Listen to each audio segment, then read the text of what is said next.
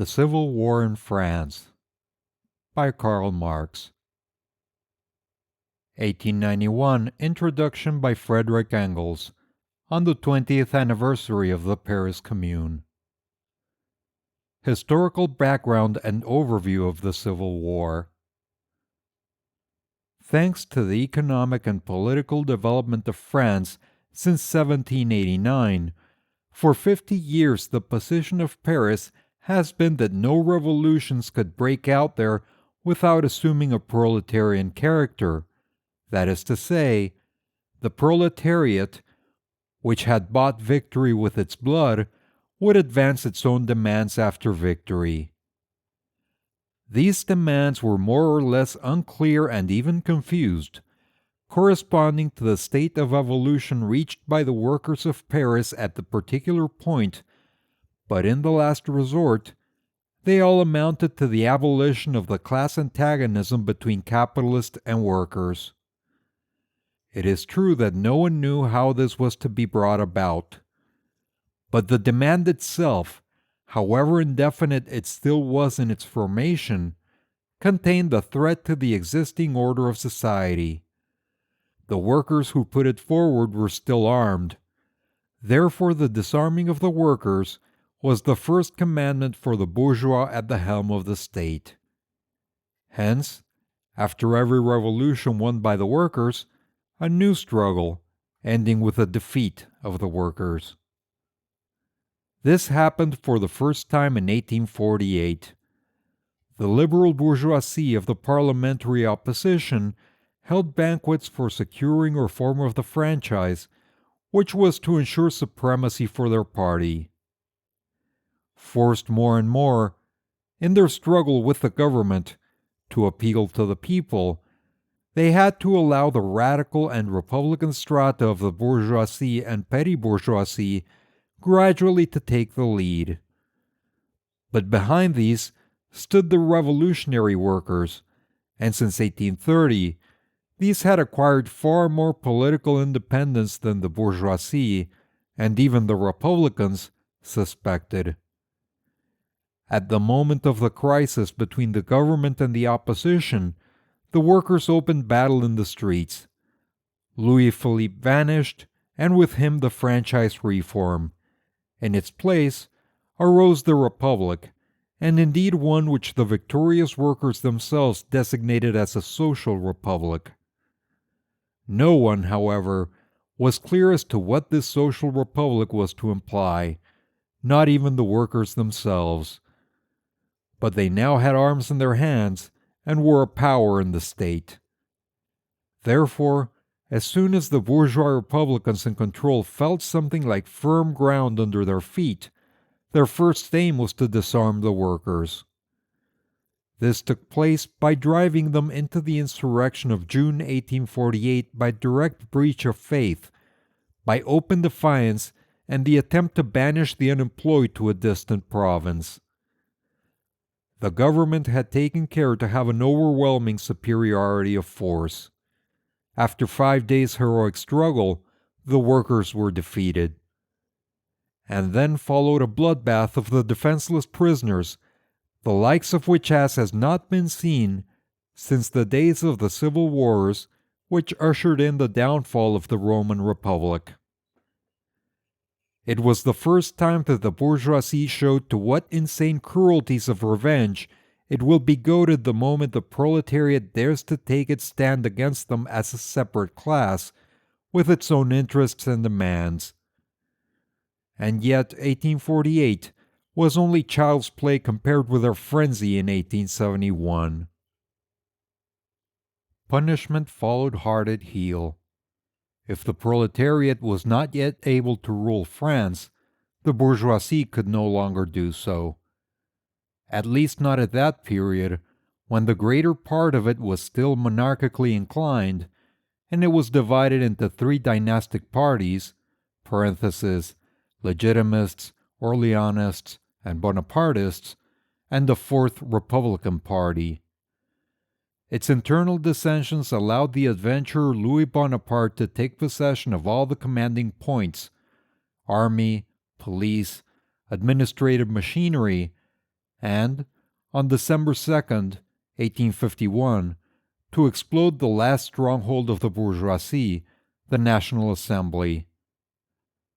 The Second Empire opened the exploitation of France by a gang of political and financial adventurers, but at the same time, also an industrial development such as had never been possible under the narrow-minded and timorous system of Louis Philippe, with its exclusive domination by only a small section of the big bourgeoisie.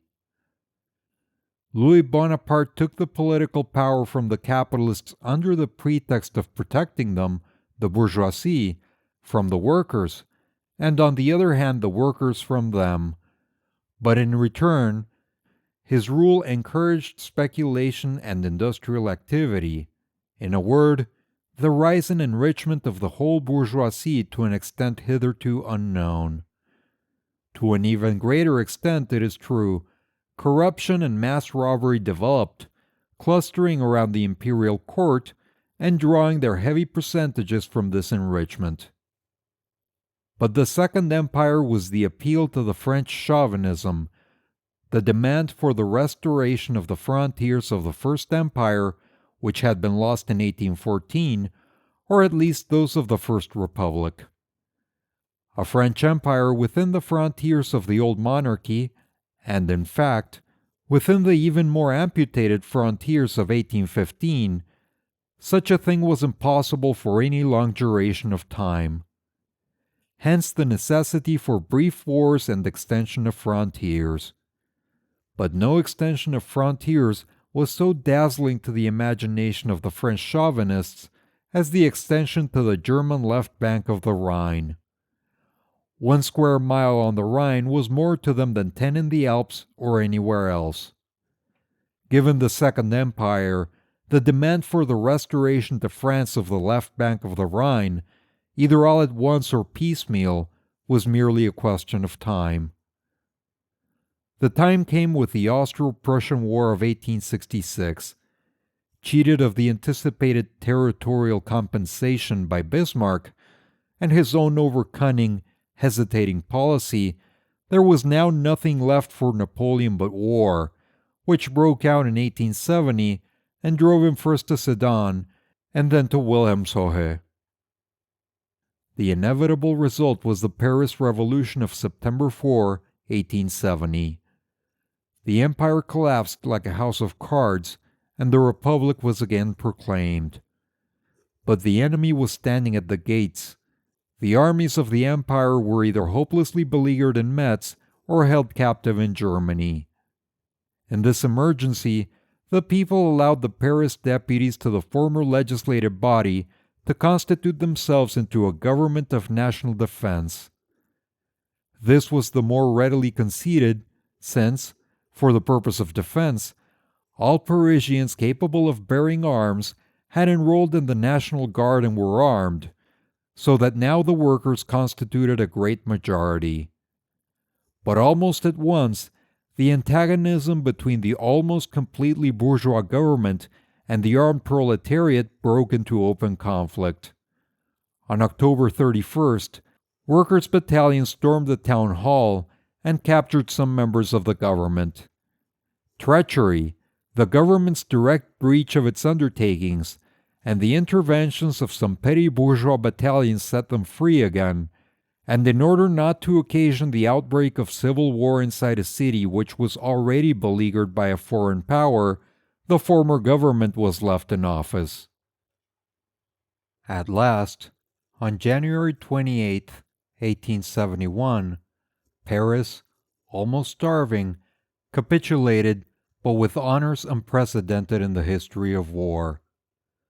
The forts were surrendered, the outer wall disarmed, the weapons of the regiments of the line and of the mobile guard were handed over, and they themselves considered prisoners of war.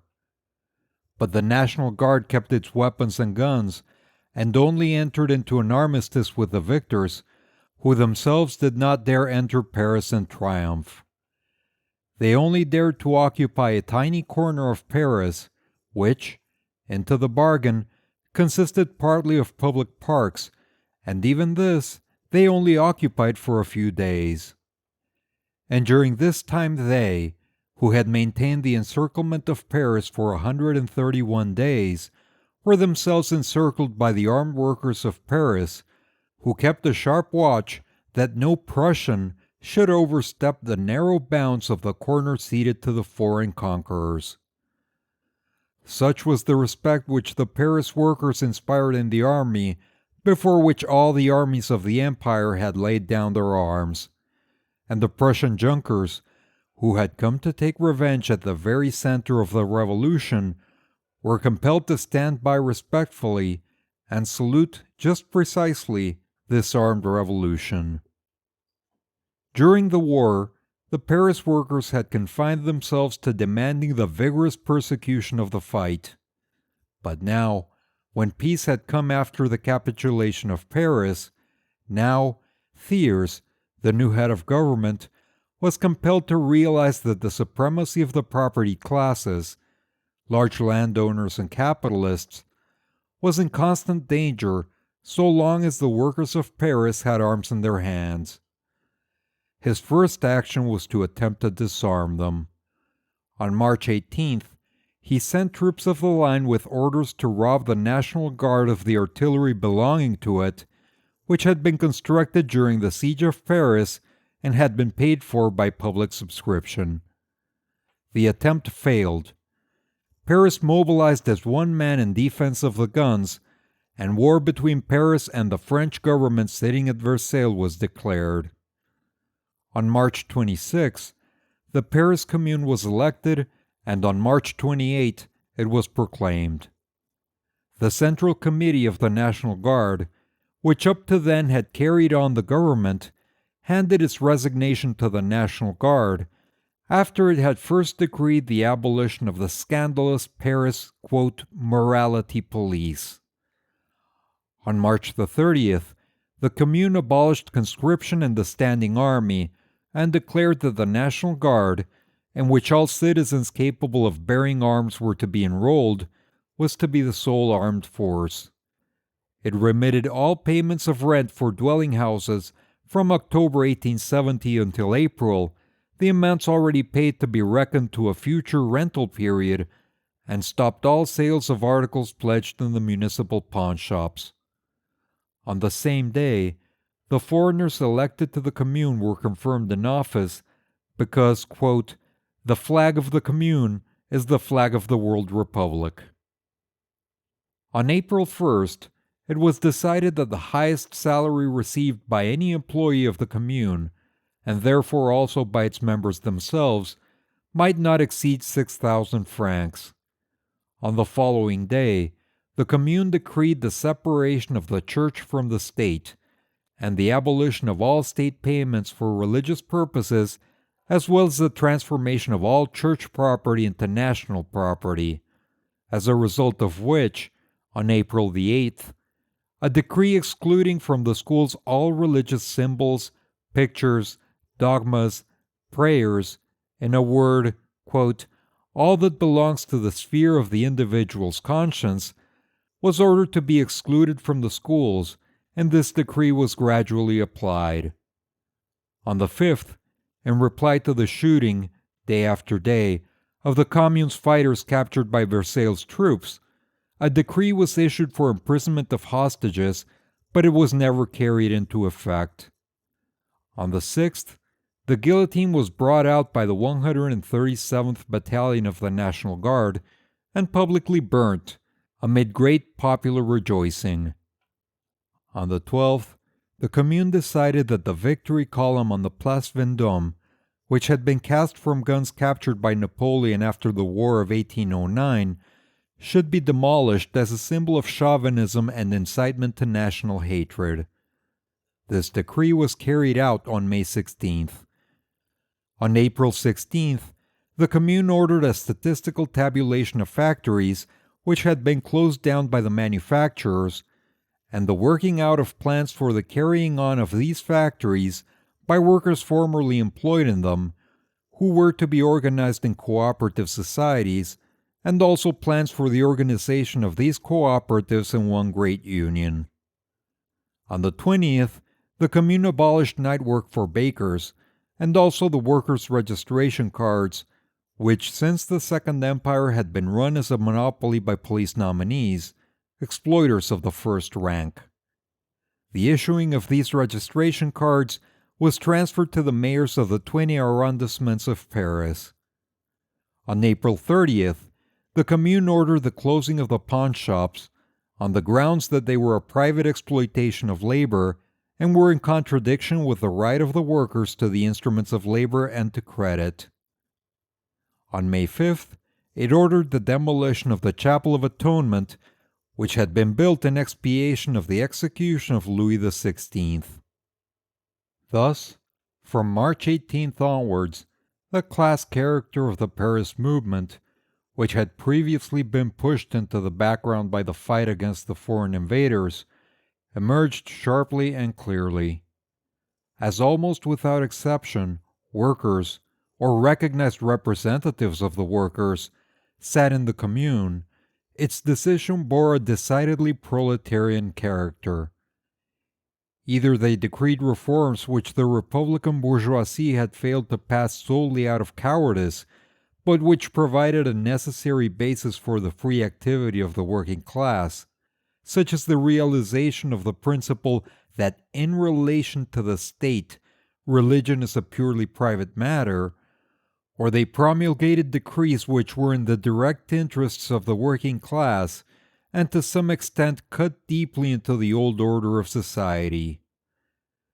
In a beleaguered city, however, it was possible at most to make a start in the realization of all these measures, and from the beginning of May onwards, all their energies were taken up by the fight against the ever-growing armies assembled by the Versailles government. On April 7th, the Versailles troops had captured the Seine crossing at Neuilly, on the western front of Paris. On the other hand, in an attack on the southern front on the 11th, they were repulsed with heavy losses by General Eudes. Paris was continually bombarded, and, moreover, by the very people who had stigmatized as a sacrilege the bombardment of the same city by the Prussians. These same people now begged the Prussian government for the hasty return of the French soldiers taken prisoner at Sedan and Metz, in order that they might recapture Paris for them. From the beginning of May, the gradual arrival of these troops gave the Versailles forces a decided ascendancy. This already became evident when, on April 23rd, Thiers broke off the negotiations for the exchange proposed by the Commune of the Archbishop of Paris and a whole number of other priests held hostages in Paris for only one man, Blanqui, who had twice been elected to the Commune but was a prisoner in Clairvaux. And even more from the changed language of Thiers, previously procrastinating and equivocal, he now suddenly became insolent, threatening, brutal. The Versailles forces took the redoubt at Moulins-Saquet on the southern front on May 3rd. On the 9th, Fort Issy, which had been completely reduced to ruins by gunfire, and on the 14th, Fort Vanves. On the western front, they advanced gradually, capturing the numerous villages and buildings which extended up the city wall, until they reached the main wall itself. On the 21st, thanks to the treachery and carelessness of the National Guard stationed there, they succeeded in forcing their way into the city. The Prussians who held the northern and eastern forts allowed the Versailles troops to advance across the land north of the city, which was forbidden ground to them under the armistice, and thus to march forward and attack on a long front, which the Parisians naturally thought covered by the armistice, and therefore held only with weak forces. As a result of this, only a weak resistance was put up on the western half of Paris, in the luxury city proper. It grew stronger and more tenacious the nearer the incoming troops approached the eastern half, the real working-class city. It was only after 8 days' fighting that the last defender of the Commune was overwhelmed on the heights of Belleville and Manilmontant. And then, the massacre of the defenseless men, women, and children, which had been raging all through the week on an increasing scale, reached its zenith. The breechloaders could no longer kill fast enough. The vanquished workers were shot down in hundreds by mitrailleuse fire.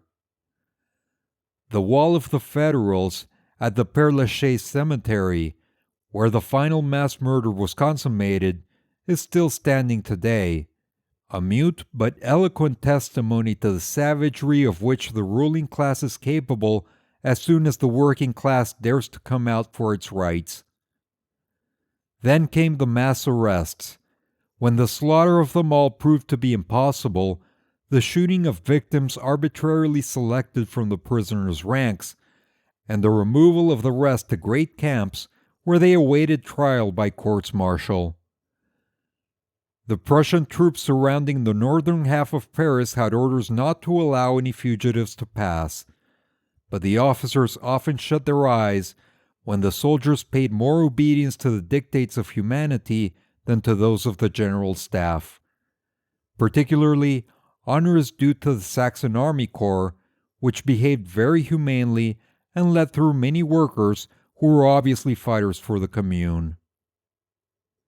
Frederick Engels, London, on the 20th anniversary of the Paris Commune, March 18th, 1891. You have reached the end of The Civil War in France by Karl Marx. 1891 Introduction by Frederick Engels. Click on the links at the end of this video to go to the playlist or the next chapter if it's available. If you enjoy this content and would like to support the channel, please like and subscribe.